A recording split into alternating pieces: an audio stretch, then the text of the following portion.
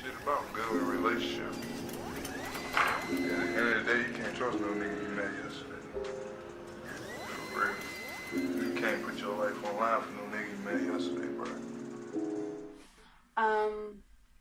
For me, over the years, as I've grown, right from when I started aged 8, I think it was the computer, like the old school's Windows 99 type computers, like real bulky, big ass monitors, and those were the days of the floppy disk. So actually it was early 2000s, but we still had floppy disks. I don't even know the period, but welcome to Pebble's Rights. This episode 2. This is about the tools that we have available to us, what tools we decide to use, and which ones we realize that we don't have that are just right in our cell phones or on our little dressers or our tables or our little creative spaces. And we have these tools and we don't realize that we have them. And sometimes you have ideas when you're outside, you're going out, you know, at the mall or something like that, in the shower. And for me, when I think about my journey as a writer, from when I started when I was under 10 years old, the main tools I had back then was a notepad and a pen. So I think my daddy got like 3 packs for, I think maybe a 3-pack for $1 or something like that, and he gave those to me, and he allowed me to keep those for my poetry. Then he got me some nice color pens too, so it was like a big pack like this big. So it was like yellows and purples and greens and everything. So I had written in like every color, or sometimes even when I feel like fun, you probably see like the rainbow. So like I choose the colors in sequence and write a piece. And right from then, that was my notepad and my pen. But most times, I think, I can't really say because I was a kid, but I feel like it was mostly at home. But I was allowed to take it to school as well sometimes. So when it was time to, you know, have like those free sessions where you can get creative or little sessions like that, I'd bring out my book and I'd write some poetry. So I guess I always took my tools around with me, my writing tools with me when I was young. And then I think maybe when I got to about high school,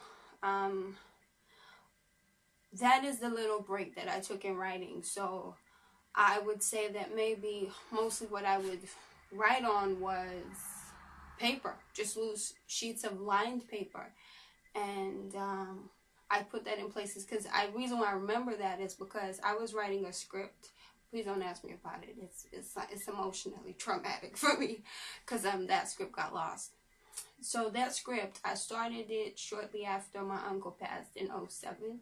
He's the reason why I have the name Pebbles. I had come back to school on the Monday, and for one of our English classes, we had a substitute show. She put us on this little writing task or something like that, and then it was, I think I got like 3 pages worth of script done on lined pieces of paper, double sides, so both sides filled, so technically probably 6 pages.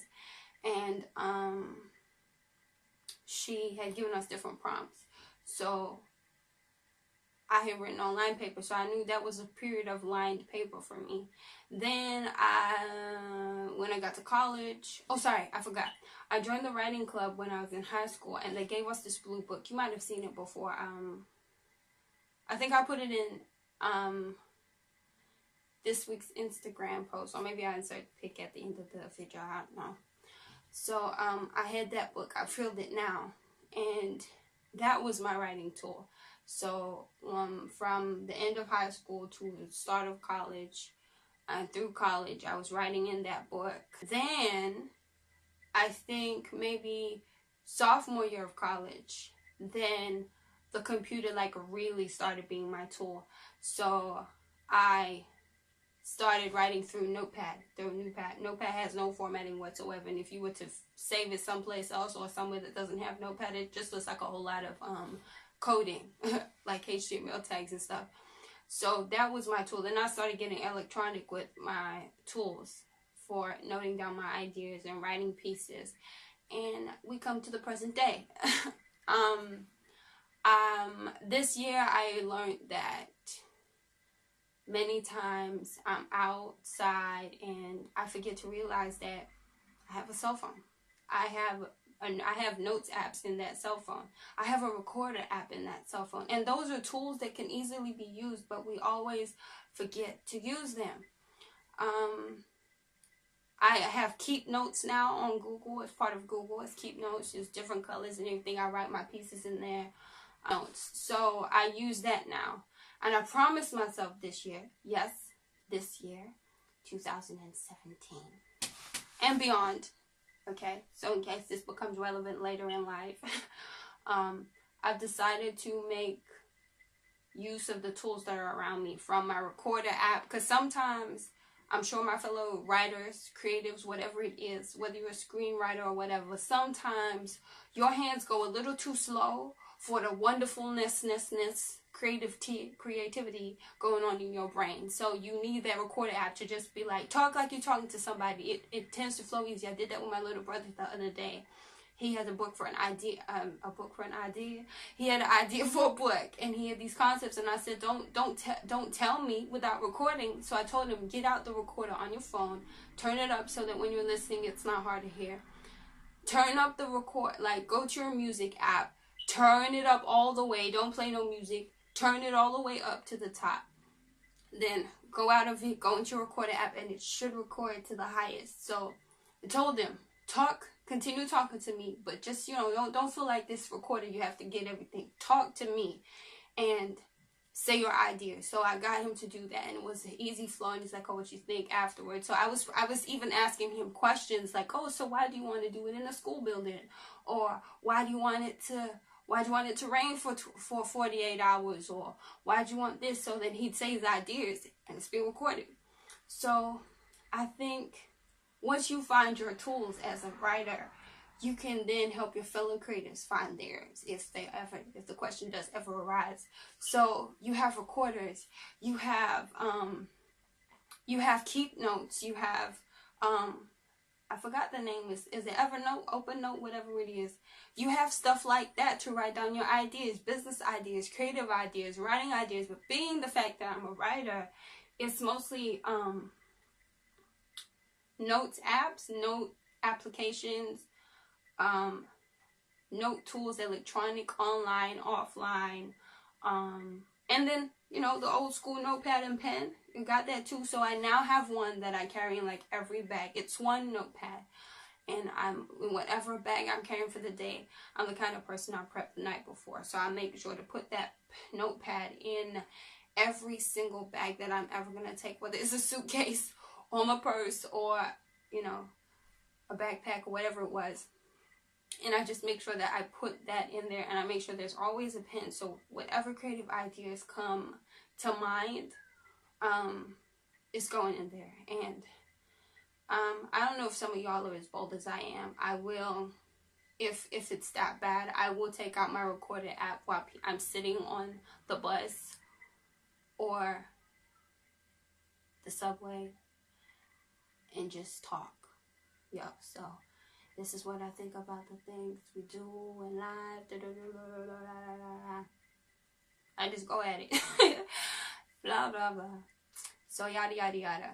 So I just record like that. So I feel every writer, every creative, let me do that, general term, every creative's toolbox for noting down their ideas will be different, but there will be some similarities. So I think mainly the things that I would say that are my tools now are my color notes app, my plain notes app, I don't know what it's called, my recorder. I need to use more of my recorder because sometimes the flow of ideas is too slow. I mean, yesterday I recorded a freestyle, and I was listening to something on Shungu, SoundCloud, and that beat was hitting. I was like, ooh, take it back, let me do something to this. So I freestyled to that.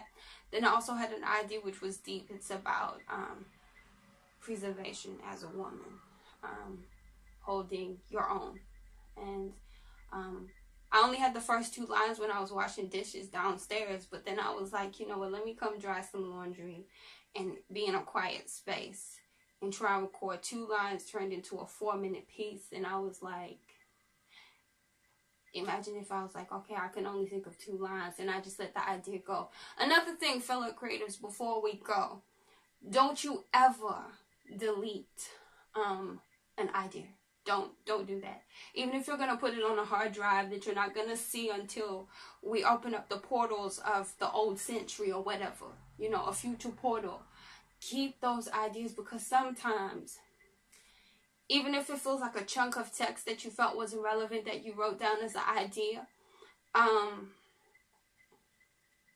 even if it's 2 or 3 words are going to prompt you to write something new, and you should write it, you should like enter, like take a big chunk of space at the bottom of that note, and then right after that the new idea that you now have formed. Because I've been so convicted at times when I'm about to delete a note, because I'm just like, this does not sound great. I don't know who I think is going to read this. I don't know who I think is going to listen to this. And then I remember the advice that I saw on somebody I recently followed on Twitter, and I feel so guilty when I delete ideas now. So I make sure that if I feel like, oh, you're going to take up a little space on my drive, I write it somewhere and transfer it to something else and keep it safe there. So find your tools. Feel free to leave any questions down in the description box below. Click the I for episode 1 and other episodes within my series playlist. It's a new thing that I started the second half of 2016 last year. And if there's any other links, I'll put them to the side. I'll put them in the I. And have a great week. Have a great weekend. And keep on keeping on with your creative self. So, much love. Pebble.